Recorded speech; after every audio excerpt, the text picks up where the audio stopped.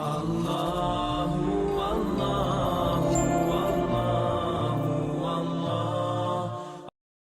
Banyak orang di antara kaum muslimin tidak menganggap bahwasanya mengingatkan orang dari kesalahan, kemungkaran, yaitu pelanggaran agama, bukan tanggung jawab dia atau bukan dosa bagi dia. Sehingga pada saat ada orang yang tidak sholat, dilihat depan matanya, ada orang yang berbuat zina, ada orang yang berbuat apa saja kemungkaran, dia menganggap itu adalah bukan urusan dia. Begitu pula pada saat seseorang melihat orang lain tidak mengerjakan kebaikan dan dia tahu itu adalah kebaikan, perintah dari Allah, apalagi kalau sifatnya wajib. Jadi terkadang ada kemungkaran itu yang sifatnya sendirian dia. Misal ada seseorang memberikan informasi kepada kita, kalau si fulan ini nggak sholat misalnya, lalu kita pergi meluruskan kesalahan dia, itu berarti cuma ingkar mungkar.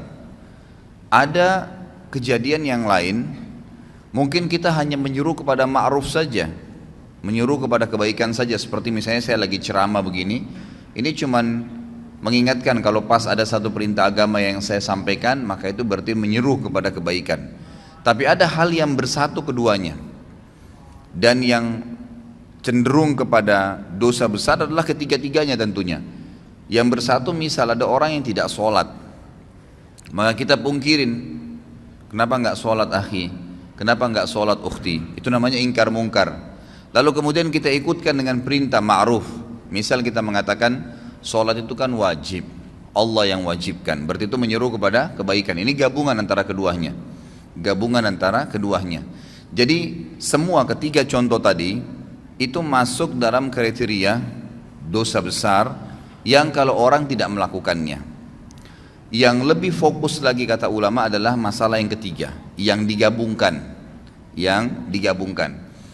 Saya rincikan dulu. Kalau yang mungkar saja tadi, misal saya dilaporkan oleh seseorang, si fulan nggak sholat, si fulan niat mau berzina, si fulan niat mau kerja di tempat riba, tolong Ustadz nasihatin.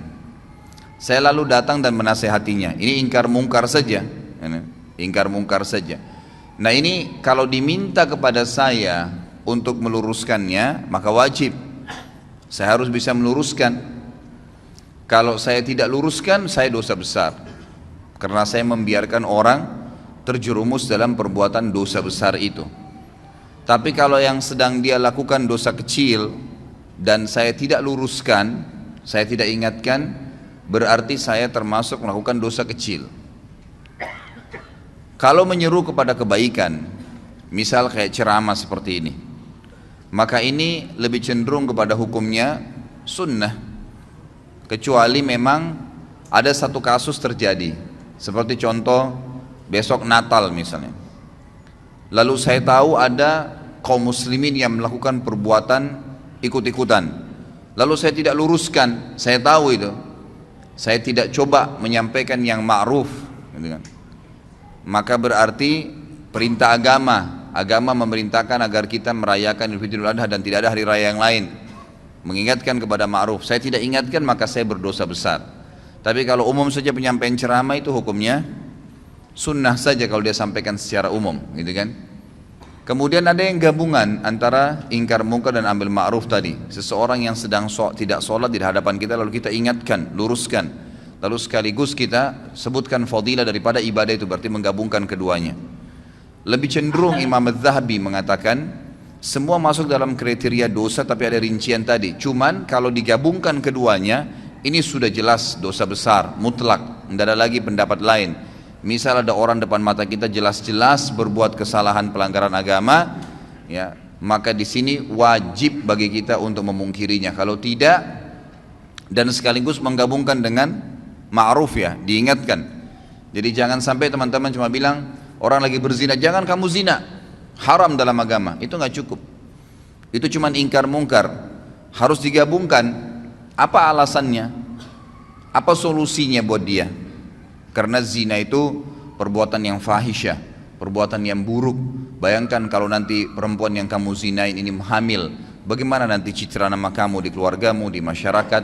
Bagaimana nanti kalau dia hamil kamu menghadapinya? menggugurkan juga adalah dosa haram yang lain. Kalau kamu punya anak, anaknya haram. Jadi kita berikan ma'ruf, ya. Berikan selain ingkar mungkar, melarang dia, kita sampaikan juga kebaikan-kebaikan. Ada orang tidak sholat, tanya, kenapa akhi nggak sholat, gitu kan? Itu sudah ingkar mungkar ya, kenapa nggak sholat? Lalu kita masuk kepada ma'ruf. Sholat itu kan perintah agama, Allah subhanahu wa ta'ala yang wajibkan, pahalanya begini, begitu, begini dan seterusnya. Maka ini penggabungan antara amr ma'ruf dan nahi mungkar. Kalau ada orang yang mengalami keadaan tadi, dia melihat depan matanya kemungkaran dan dia tidak pungkirin, dia termasuk orang yang melakukan dosa besar. Dan yang lebih berbahaya lagi, selama dia tidak meluruskan kesalahan orang itu dan dia sudah sempat melihatnya, dia tidak memungkirinya sama sekali ya. Sebagaimana nanti akan kita jelaskan, ada 3 tahapan: mengingkari dengan tangan, mengingkari dengan lisan, atau mengingkari dengan hati. Sama sekali tidak lakukan maka bisa menjadi dosa yang terus menerus dia dicatatkan padanya, karena dia membiarkan. Jadi ada orang ini jelas dia tahu adiknya ini misalnya minum khamr, dia nggak ingat-ingatin, dibiarin aja terus. Dia tetap sholat, dia tetap hadir majelis ilmu, tapi adiknya nggak pernah diingatin sama dia, nggak pernah dipungkiri bungkar, nggak pernah juga dikasih ma'ruf, disuruh ganti dengan minuman-minuman yang baik. Allah halalkan susu lebih sehat, Allah halalkan sirup, Allah halalkan madu dan seterusnya. Kita amr ma'ruf. Kalau tidak, selama dia lihat kemungkaran tersebut dan sampai adiknya belum berubah, dia dapat dosa terus. Karena dia juga termasuk terlibat di situ, punya andil, dia seakan-akan membiarkan. Ringannya dalam agama kita, saudaraku, karena dalam agama ini ingkar mungkar yang tadi sifatnya bisa menjadi dosa besar itu akan hilang spontan pada saat kita mengingkari walaupun cuma sekali. Jadi ingkar mungkar itu dan amr ma'ruf, melarang dari perbuatan dosa dan menyuruh kepada kebaikan, itu yang wajibnya hanya yang pertama. Misal ada orang tidak sholat nih, teman kantor, lalu kita nasihatin, kenapa nggak sholat akhi, kan itu dosa. Sholat itu kan, lalu itu ingkar mungkar. Kita masuk kepada ma'rufnya, sholat itu kan pahalanya sangat besar, satu-satunya ibadah yang diperintahkan oleh Allah subhanahu wa ta'ala kepada nabinya Muhammad sallallahu alaihi wasallam yang diterima di langit adalah sholat. Ibadah-ibadah yang lain, jihad, apa saja ya, termasuk ayat-ayat Al-Quran itu turun dari langit ke bumi, perintah puasa, perintah zakat, kecuali sholat di langit. Lalu ada hadis-hadis Nabi SAW, bagaimana kalau di depan rumah seseorang, di antara kalian ada sebuah danau, sebuah sungai yang luas dan airnya mengalir dengan deras, lalu kemudian dia mandi sehari 5 kali, apakah tertinggal sedikit pun dari kotorannya? Maka pasti dia akan mengatakan, apa kata para sahabat, tidak ada ya Rasulullah. Kata Nabi SAW, itu perumpamaan 5 waktu sholat. Seseorang di antara kalian membersihkan 5 kali sehari dosanya. Jadi kita sebutkan ma'ruf, gitu kan? Kita sebutkan ma'ruf. Kalau kita sudah sampaikan kepada dia sekali saja, suami sampaikan kepada istrinya untuk pakai jilbab misalnya, gitu kan? Atau orang tua nasihatin anaknya, teman nasihatin temannya, atas kesalahan dia ya, diingkar mungkar, ingat selalu berhubungan. Larang kemungkaran, ganti dengan ma'ruf. Ya. Banyak orang tidak bisa meluruskan kesalahan orang lain karena dia cuma ingkar mungkar. Kamu nggak boleh begitu, selesai. Nggak cukup, harus diikuti dengan ma'ruf. Jelaskan kenapa dia tidak boleh, lalu berikan solusi.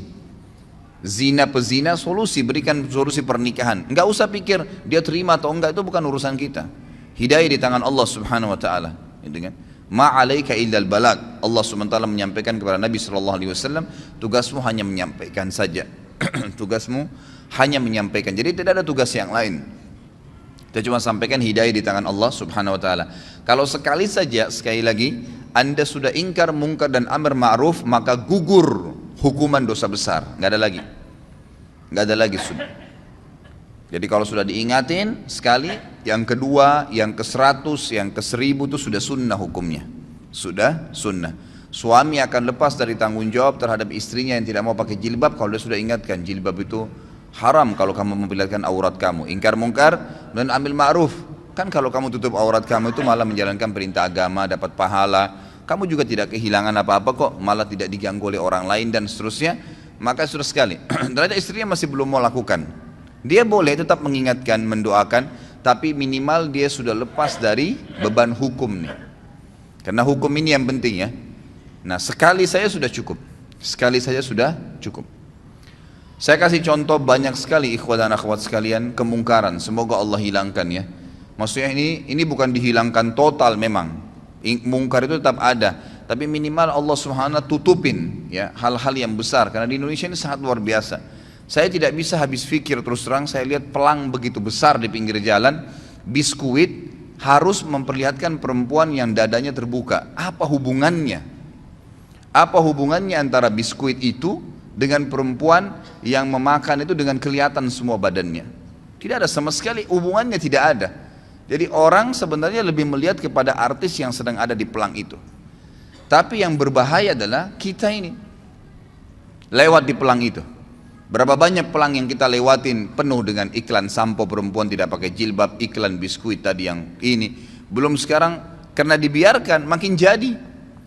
Saya kaget melihat ada di salah satu jalan, poros jalan besarnya luar biasa iklan itu, iklan celana dalam laki-laki. Dan laki-laki itu betul-betul dikasih gambar hanya pakai celana dalam. Ini luar biasa ini. Ya, semoga Allah berikan hidayah ya. Ini negara kita berbahaya sekali kalau kita biarkan terus begini ya. Jadi ini tidak boleh, ya, harus ada batasan gitu kan. Mungkin seorang laki-laki ini pun kalau ya seorang laki-laki tampil dan memang di sebelahnya ada dus celana dalamnya, orang sudah paham. Oh iya, ini sudah ada. Jadi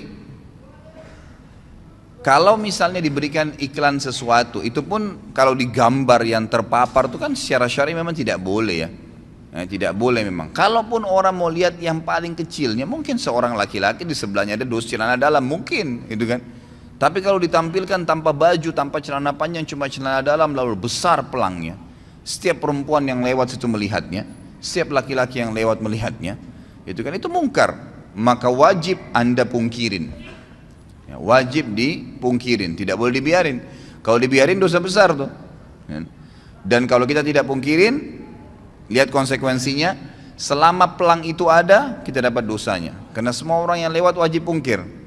Tapi kelebihannya, kalau kita sudah pungkirin sekali saja, maka sudah gugur kewajiban. Walaupun itu pelang masih ada, gitu kan. Tinggal sekarang tata cara ingkar mungkar itu seperti apa.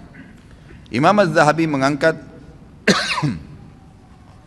hadis yang sudah masyhur ya, hadis riwayat Imam Muslim, di mana Nabi SAW bersabda, man ra'a minkum munkaran falyughayyirhu biyadihi, fa in lam yastati' fa bilisani, fa in lam yastati' fa biqalbi, wa dzalika adhaful iman.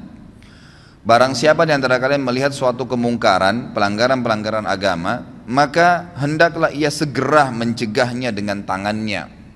Tangan ini kata para ulama adalah kemampuannya, power yang dia milikin. Misal orang tua kepada anaknya, dia punya wewenang, anaknya lagi mabuk, diambil minuman kerasnya misalnya, atau dia tidak memberikan kebutuhannya kalau anaknya masih suka jalan dengan teman-temannya yang nakal-nakal, ditahan sama dia fasilitas, nggak boleh tinggal di rumah kalau emang tidak mau sholat misalnya. Ya memang itu kewajiban dia, dia boleh, dia punya hak untuk itu. Atau atasan kepada bawahannya, kerja di sini wajib pakai jilbab, kerja di sini wajib sholat 5 waktu, yang tidak mau keluar. Sayangnya banyak orang-orang muslim ini, pengusaha-pengusaha yang paling diprioritaskan itu adalah kamu harus datang on time ya. Itu apa-apa, nggak masalah. Jam 7 pagi kamu harus hadir di sini, kalau lewat berapa menit saya potong gaji kamu. Kamu harus keluar jam begini, kamu harus pakai baju yang seperti ini. Dia peduli tentang urusan dunia, tapi masalahnya dia tidak peduli dengan urusan akhirat pegawainya. Dia tidak marah sama pegawainya kalau azan nggak sholat. Bahkan kadang-kadang lebih didahulukan untuk urusan dunia. Mungkin saya pernah sampaikan, saya wajibkan pegawai saya di toko sama restoran saya di Kalibata itu wajib untuk berhenti, nggak boleh. Yang tidak mau ikutin terlambat sholat saya berhentikan, nggak bisa. Saya tidak butuh duit, saya bilang. 10 menit sebelum azan berhentikan orderan, nggak boleh, gitu kan. Sampai ada teman saya akhirnya ketemu dari Saudi, dia bilang saya pas masuk di restoran antum, saya belum tahu kalau itu restoran antum deh. Pas saya duduk, gitu kan, Langsung dibilang maaf, orderan sekarang nggak bisa lagi, 10 menit lagi azan. Dia bilang ini saya baru temukan dari restoran begini di Indonesia ini. Ya, belum pernah ada yang larang kita mau pesan makanan 10 menit mau azan katanya. Terus kemudian saya bilang kayaknya pemilik restorannya berarti tahu agama nih. Beberapa waktu kemudian dia ketemu sama saya ngobrol-ngobrol, baru dia tahu waktu restoran saya. Dia bilang, oh pantas dulu waktu saya mau makan nggak boleh sholat, nggak boleh makan kecuali sudah sholat. Gitu. Loh iya memang begitu peraturan saya kasih, gitu kan? Harusnya begitu. Ditaruh di depan rolling door-nya itu tulis sedang sholat, nggak apa-apa, gitu kan? Harusnya begitu karena kita punya power. Akhirnya pegawai saya mau tidak mau, duhur, asar, maghrib, isya itu saya ngambil hukum syar'i di situ. Dan orang-orang bahkan tidak jarang, subhanallah, orang yang lagi makan, orang yang lagi belanja di toko tuh ikut sholat. Oh di mana masjidnya mas? Oh di sana, ditunjukin. Pergi sholat dulu, balik lagi habis itu. Subhanallah, kenapa orang bisa pada saat kebelet kencing ke kamar mandi? Kenapa pada saat azan gak bisa ke masjid? Nggak ketemu alasannya gitu. Kalau alasannya hanya karena mau jual produk, ikhwas sekalian, berapa banyak produk yang antum jual jedah sholat itu, dan berapa banyak kerugian pahala yang antum kehilangkan karena tidak sholat awal waktu. Orang kalau meninggal, ikhwas sekalian, ini antum camkan baik-baik kata-katanya. Kalau kita meninggal, tidak ada keinginan sedikit pun untuk kembali ke mobil mewah kita. Tidak ada keinginan sedikit pun untuk kembali kepada istri yang cantik atau suami yang gagah. Tidak ada keinginan lagi untuk kembali melihat anak-anak. Nggak ada keinginan lagi untuk menikmati ranjang yang mewah. Nggak ada keinginan lagi menikmati rumah yang bagus. Nggak ada lagi. Semua orang yang meninggal, apa kata Allah SWT? Ya, orang-orang itu akan mengatakan, Rabbirji'un, ya Allah kembalikan saya, la'alli a'malu salihan fima tarakt. Siapa tahu saya bisa, kalau saya bisa kembali lagi ke dunia, ya, saya akan kembali dan saya akan beramal soleh. Mau berharap kembali sekali saja sholat awal waktu, mau kembali sekali saja sujud, mau kembali baca 5-6 ayat Al-Quran, mau kembali selesaikan zikir pagi sore, mau kembali amal-amal soleh. Enggak lagi antum pikirin tuh kantor kita, ya, baju, mobil. Orang kalau sudah mati nggak ada pikir itu. Mau kembali dunia karena mau mengejar amal solehnya.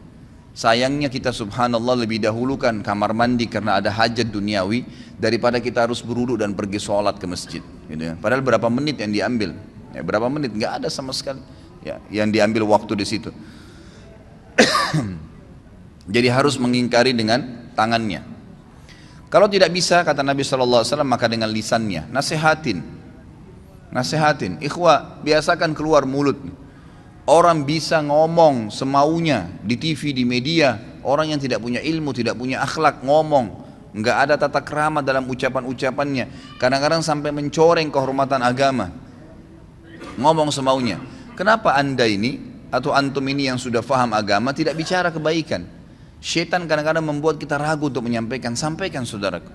Saf miring, maaf miring pak, safnya luruskan. Selesai kalimat. Nggak ada orang tiba-tiba tonjok kita gara-gara ngomong gitu. Orang tidak normal itu.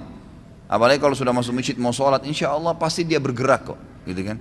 Kalau dia sudah ingatkan sekali, tetap aja nggak mau, dia seakan-akan tidak mau dengar, sudah. Tapi kita sudah lepas dari tanggung jawab hari kiamat, harus itu ya.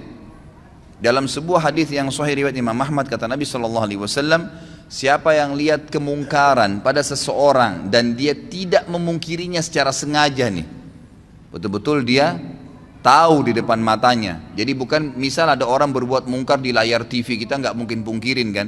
Maksudnya tidak mungkin pungkirin dengan tangan ya, bisa dengan hati mendoakan. Tapi di sini kalau ada orang yang lihat depan matanya, dia tidak pungkirin dengan tangannya, dia tidak pungkiri dengan lisannya, maka ini berbahaya sekali. Selama itu ada maka akan menjadi dosa, selama dia lakukan akan menjadi dosa buat dia. Tapi dia kalau pungkirin sekali lepas dari beban hukum. Tapi hadis ini sangat tegas nih. Siapa yang lihat kemungkaran pada diri seseorang lalu dia tidak pungkirin dengan tangannya kah, dengan lisannya kah, atau nanti saya jelaskan dengan hati yang selemah-lemah iman di situ, maka orang yang berbuat mungkar itu akan datang hari kiamat di depannya Allah, lalu mencekik leher orang yang melihatnya berbuat mungkar dan berkata, ya Allah, orang ini lihat saya buat mungkar dan dia tidak ingatkan, maka hukumlah dia. Bayangin tuh. Jadi kita nggak boleh masuk surga sendirian. Ingatkan orang saudaraku. Lisan itu ucapkan kalimat yang baik. Kata Allah SWT dalam Al-Quran, wa mathalu kalimatin tayyibatin kasyajaratin tayyibatin asluha thabitun wa far'uha fis sama. Perumpamaan kalimat yang baik tuh, nasihat, zikir, ayat Al-Quran, seperti sebuah pohon yang ditancap di dalam bumi lalu tumbuh dengan sangat kuat dan kokoh sampai menjulang ke langit, gitu kan. Jadi tu'ti ukulaha kulla hinin biidni rabbiha. Selalu saja pohon itu bermanfaat. Buahnya kah, daunnya kah, naungannya kah, orang bernaung di bawahnya akan bermanfaat. Seperti itu kalimat yang baik. Ucapkan, sampaikan, gitu kan, selalu. Kemudian yang ketiga adalah mengingkari dengan hati. Dan ini selemah-lemah iman. Dan kata para ulama, Imam Az-Zahabi memasukkan ingkar mungkar ini dalam dosa besar karena adanya sabda Nabi SAW di akhir hadis ini, وَذَلِكَ أَضْعَفُ الْإِيمَانِ. Dan itu selemah-lemah iman, artinya tidak ada lagi hitungan iman setelah itu. Jadi ada ancaman tapi seperti tidak kelihatan secara tulisan, gitu kan. Ingkar mungkar dengan hati, lewat di pelang, ya Allah mudah-mudahan saja engkau hilangkan ini. Ya Allah saya tidak senangin ini. Ya Allah berikan atasan saya hidayah. Ya Allah berikan hidayah orang tua saya. Tapi itu selemah-lemah iman, cuman itu ingkar mungkar juga termasuk. Kalau sudah sekali saya dalam hatinya mengatakan, ya Allah tolonglah berikan hidayah, ya Allah ginilah, sudah selesai. Dia sudah lepas dari hukuman dosa besar ini. Yang penting ingkar mungkar dulu. Dan ingat selalu ikutkan dengan ma'ruf, ya. Jadi misal, ya Allah buatlah dia berhenti untuk tidak sholat dan mudahkanlah dia untuk mengerjakan sholat itu. Karena kadang-kadang doa kita Allah berikan seperti yang kita minta, ya. Ya Allah buatlah istri saya pakai jilbab misalnya. Lalu berhenti sampai di situ. Ya sudah dia pakai jilbab, tapi pakai jilbabnya kita belum tahu bagaimana. Tapi ya Allah berikanlah dia hidayah supaya dia tinggalkan dosa kelihatan auratnya ini, lalu berikanlah dia hijab dan buat dia istiqamah di hijab itu. Berikan dia hijab yang syar'i yang betul-betul dia sadari itu adalah sebuah kebaikan. Lengkap doanya minta kepada Allah SWT. Maka itu sangat baik, ya itu sangat baik. Jadi ingkar mungkar dalam hati pun harus, ya, harus. Dan juga dari sisi lain kata para ulama, hikmah, tentu ini sangat peka ya. Hikmah yang sangat besar daripada ingkar mungkar amar ma'ruf adalah bagaimana supaya ma'ruf itu, perbuatan-perbuatan baik selalu meninggi karena banyak orang yang kerjakan, dan mungkar nanti akan teredam. Karena setiap orang diantara kita, kalau dia jalan dari masjid ini misalnya pulang ke rumahnya sebentar, pasti dari masjid ini ke rumahnya itu akan banyak sekali kemungkaran. Bayangkan kalau seseorang di antara kita, anggaplah kita yang hadir sini misalnya 200 orang. 200 orang ini kalau pulang menuju ke rumahnya misalnya. Nah itu. Kira-kira pada saat dia pulang menuju ke rumahnya, dia lihat 10 kemungkaran dan dia pungkirin 10 kemungkaran. Berarti kita punya 2000 kemungkaran yang kita luruskan. Gitu kan? Contohnya saja, walaupun dengan hatinya berdoa kepada Allah SWT. Kalau dia bisa dengan lisannya, baiklah, alhamdulillah, gitu kan, dan seterusnya. Jadi ini bab yang harus kita jadi. Ini kesempatan pahala. Pahala yang paling banyak kata para ulama yang bisa didapatkan oleh seseorang dari amar ma'ruf nahi mungkar. Itu yang paling banyak. Karena banyaknya kemungkaran di jalanan, kan gitu. Ada orang perempuan yang lewat tidak pakai jilbab, berapa banyak tidak pakai jilbab. Kita tidak harus melihat, tapi mengatakan, ya Allah berikanlah hidayah kepada semua orang-orang yang perempuan yang tidak pakai jilbab ini, dan siapapun yang seperti dia seluruh dunia. Berapa banyak pahala yang kita bisa dapatkan. Jadi ini hal mendasar yang harus difahami dalam masalah ingkar mungkar. Ini Imam Ghazali masukkan dalam kategori dosa besar yang ke-78. Kemudian beliau mengangkat juga hadis yang lain. Ini diriwayatkan oleh Imam Muslim juga dalam Kitabul Iman, hampir sama dengan tadi yang pertama, atau sama dalam Kitabul Iman cuma beda nomor hadis. Dalam hadis yang milik Imam Muslim kata beliau tentang kezaliman, bunyinya ada awal hadisnya, tapi ini beliau angkat cuma pertengahan hadisnya. Faman jahadahum biyadihi fahuwa mu'min, wa man jahadahum bilisanihi fahuwa mu'min, wa man jahadahum biqalbihi fahuwa mu'min. Laisa wara'a dzalika minal imani habbatu khardal. Siapa yang melihat kemungkaran lalu dia melawan, meluruskan kemungkaran itu, siapa yang meluruskan kemungkaran itu dengan tangannya, maka dia adalah seorang mukmin. Siapa yang meluruskan kesalahan dengan lisannya, maka dia juga orang mukmin. Dan siapa yang meluruskan kesalahan dan kezaliman, kemungkaran dengan lisannya, maka dia juga mukmin. Dan tidak ada iman setelah itu sekalipun atau sebesar biji sawi pun. Artinya tidak dianggap orang beriman kalau tidak mau ingkar mungkar. Ada hadis yang agung riwayat Bukhari di mana Nabi SAW bersabda, suatu hari pernah Jibril diutus oleh Allah untuk menghancurkan satu negeri. Pada saat Jibril tiba di negeri itu, Jibril berkata, ya Allah, kata Allah, ini hancurin negeri itu. Kata Jibril AS, ya Allah, di negeri itu ada hambamu fulan, orang saleh. Ada hambamu fulan, orang saleh. Kata Allah SWT, mulai dari orang itu, azab yang akan saya turunkan ini mulai pada orang itu, karena dia tidak pernah menyeru kepada kebaikan dan melarang kemungkaran. Ini banyak orang ini, cirinya di Indonesia banyak sekali. Dia azan ke masjid, tapi nggak pernah mau tahu tetangganya sholat kah, orang yang dilewatin kah, padahal cuma tinggal ucapin. Saya kadang-kadang kalau lewat di masjid dekat rumah saya, lagi duhur, banyak penjual-penjual ya kaki lima atau orang yang mampir, mereka istirahat di teras masjid, tapi nggak sholat. Nggak sholat, subhanallah ya, semoga Allah berikan hidayah. Saya lewat cuma mengatakan, Pak, Mas sholat Pak, padahal sudah dengar azan tuh kan. Mereka tetap duduk aja, kita cuma ingatkan, Pak, Mas sholat. Kan? Kadang-kadang pernah ada ibu-ibu juga situ jual gado-gado, Bu, duhur Bu, sholat. Hanya itu saja. Tidak pernah tuh ada yang ngomong kasar sama saya. Yang ada cuma, oh iya terima kasih Pak, cuman gitu saja. Tapi saya sudah dapat pahalanya, saya juga sudah lepas dari dosa besar.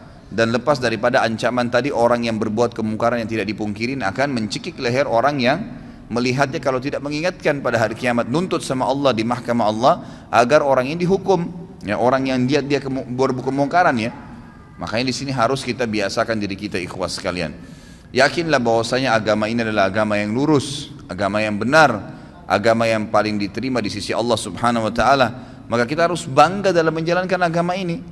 Banyak orang tidak mau amar ma'ruf nahi mungkar, tidak mau menyuruh kepada kebaikan-kebaikan agama, yang tidak mau melarang dari kemungkaran.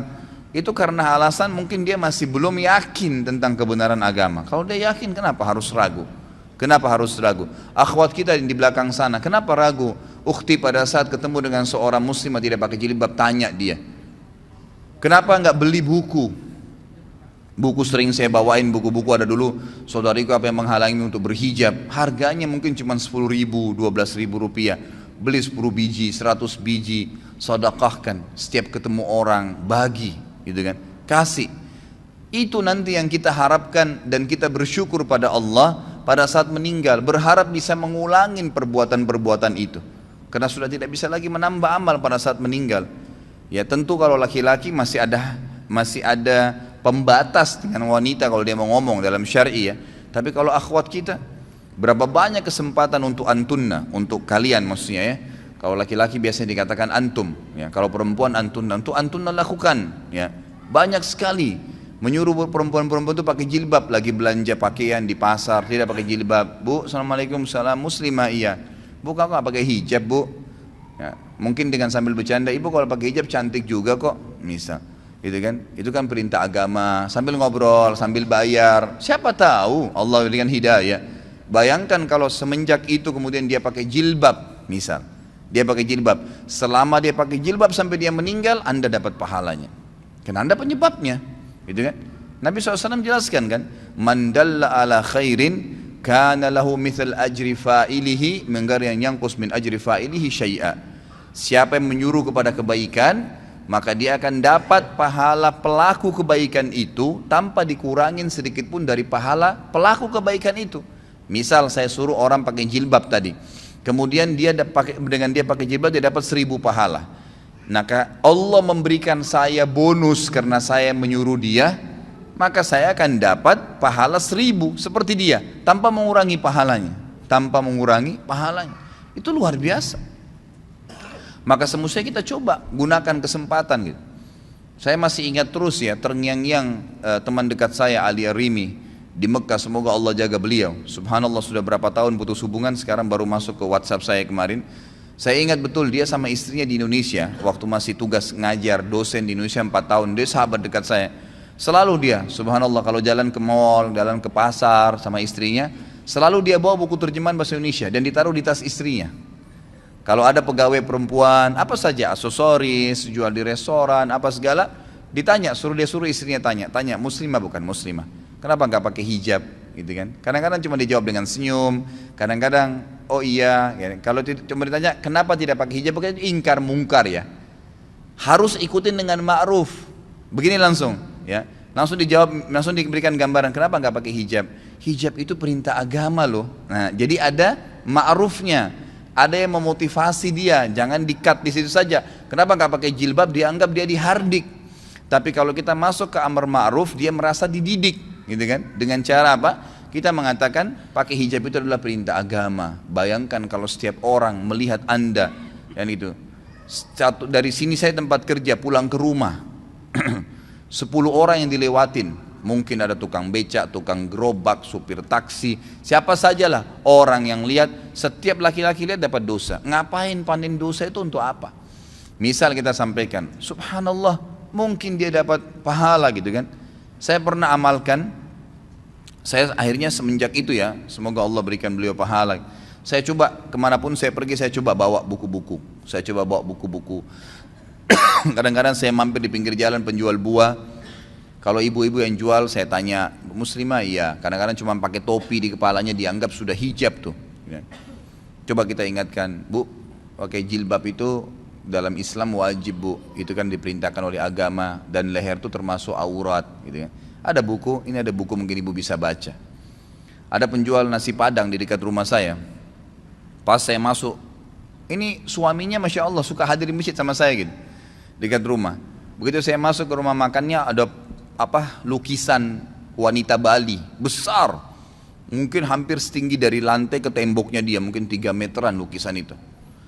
Begitu saya masuk, saya lihat ini orang Padang biasanya Muslim gitu kan. Kemudian saya ngobrol sama suaminya, Assalamualaikum Pak, Waalaikumsalam gini. Sudah berapa lama di sini? Saya bicara dulu secara umum karena lagi nunggu dibungkusin makanan gitu. Oh, saya sudah 2 tahun di sini gini. Oh, saya belum pernah lihat, ngobrol-ngobrol lah. Akhirnya sudah, saya bilang saya tinggal di sini, dekat sini, alamat sini dan seterusnya. Selesai, pada saat saya mau bayar, saya bilang Bapak Ibu saya punya masukan bisa nggak? Oh iya silahkan. Kalau setahu saya dalam agama lukisan seperti ini tidak boleh. Ini kan lukisan, foto aja kalau dipajang itu masih tetap membuat malaikat tidak masuk. Apalagi kalau lukisan, gitu kan? Oh yang ini Pak Ustadz? Iya, yang ini. Oh ini kebetulan dikasih sama teman. Nah, iya, saya mungkin tahu, baik itu dikasih ataupun dibeli, tugas saya mengingatkan dalam agama karena memang ini nggak boleh. Subhanallah, mungkin syaitan akan mengatakan kepada kita, siapa tahu dia marah. Sempat terlintas tuh di hati saya, terlintas sejenak, gitu kan? Nanti dia tersinggung, nanti dia marah. Tapi saya selalu melawannya. A'udzubillahi minasyaitonirrajim. Saya luruskan. Subhanallah, dengan sedikit saya nasihatin, dan kebetulan waktu itu saya memang lagi bawa mobil, saya turunkan dari mobil buku. Di antara buku yang saya pernah, ini juga buku sekalian memang, saya sudah pernah janjikan saya bawa, ini bukunya sudah saya bawa, ada rumah yang tidak dimasukin oleh malaikat. Ini ada mungkin, kalau tidak salah berapa ya, ada 30 atau sekian rumah, contoh-contoh rumah yang tidak dimasukin oleh malaikat. Ada, ya dia pakai F ya. Saya kurang tahu nih jumlahnya, tapi yang jelas ada banyak sekali buku-buku rumah-rumah yang tidak dimasuki malaikat. Rumah orang yang memutus silaturahim, rumah orang yang mendurhaka orang tua, rumah orang yang memakan harta anak yatim, rumah yang memakan harta riba, rumah yang di dalamnya terdapat anjing, rumah yang ditempati oleh syaitan karena tidak ada zikrullah, tidak ada membaca Al-Quran di dalamnya, rumah yang penghuninya terbiasa mencaci maki, baik itu sahabat, orang-orang soleh, orang yang sudah meninggal, rumah ya, yang di dalamnya tergantung gambar dan patung. Nah ini yang disebutkan oleh beliau di sini di halaman 100. Lalu beliau sebutkan sebab pengharaman gambar, gambar lukisan tangan, hukuman dan azab bagi orang yang membuat gambar, dan juga hukuman bagi orang yang sengaja memajangnya. Saya kasih buku ini pada saat itu. Ini ada buku mungkin bisa dibaca. Subhanallah, besok saya datang dan sampai hari ini saya masuk ke rumahnya itu nggak pernah lagi ada gambar itu. Kadang-kadang waktu saya mampir saya bercanda, udah nggak ada gambarnya Pak. Iya Pak Ustadz sudah, alhamdulillah. Ya kami juga baru tahu kemarin. Malah sebenarnya mereka tambah dekat dengan saya itu Pak, dengan ingkar munkar dan amar ma'ruf tadi. Yang awalnya syaitan kadang-kadang buat kita ragu, ya, buat ragu. Itu kesempatan, peluang besar untuk mendapatkan pahala. Ingkar mungkar, ingatkan. Karena kalau tidak malah berbahaya, sebagaimana tadi saya jelaskan ya. Nabi Muhammad SAW dan para sahabat paling gemar dengan amar ma'ruf dan nahi mungkar. Bahkan kita tahu kisahnya Abdullah bin Umar dan Abu Hurairah radhiyallahu anhum. Abdullah bin Umar dan Abu Hurairah radhiyallahu anhum ini kalau mau sholat, ya, mau sholat, mereka sudah tahu misal waktu sholat subuh, duhur, asar, maghrib, isya, jamnya atau saatnya kayak kita sekarang pakai jam ya. Itu mereka berdua ini selalu keluar sebelum waktu, dan selalu setiap kali itu keliling ke rumah kerabatnya, tetangganya dipanggilin. Ayo sebentar lagi sholat, ayo sebentar lagi sholat. Ada yang diketuk pintu rumahnya, ayo sebentar lagi sholat. Terus begitu, setiap mau sholat 5 waktu ini 2 orang ini selalu begitu, terkenal di kalangan sahabat. Jadi sering kali mereka mutar jauh sekalian sampai ke masjid sudah azan. Ini mereka sudah amar ma'ruf sekaligus ingkar mungkar gitu. Pahalanya banyak, barangkan berapa banyak orang yang mendapatkan atau kita dapatkan pahalanya hanya karena dia mendapatkan hidayah, Ini penting sekali. Sekarang banyak sekali wasilah ya, banyak sekali cara untuk menyampaikan yang ma'ruf dan melarang kemungkaran. Kalau sekarang mungkin dari BlackBerry sudah ada, di WhatsApp sudah ada, dan salah satunya sudah saya bahasakan kan. Ya, bisa diambil, tinggal buka YouTube, ambil ceramah saya, tinggal dipencet ada titik 3 di sebelahnya gambar ceramah saya itu ada bagikan, tinggal ambil share, bagi kepada teman-teman. Gratis, yang ngomong saya 2 jam, Anda cuma tinggal pindahin, pahalanya sama. Ya, apa susahnya? Daripada kirim gambar yang nggak benar, gitu kan? Nggak ada manfaatnya.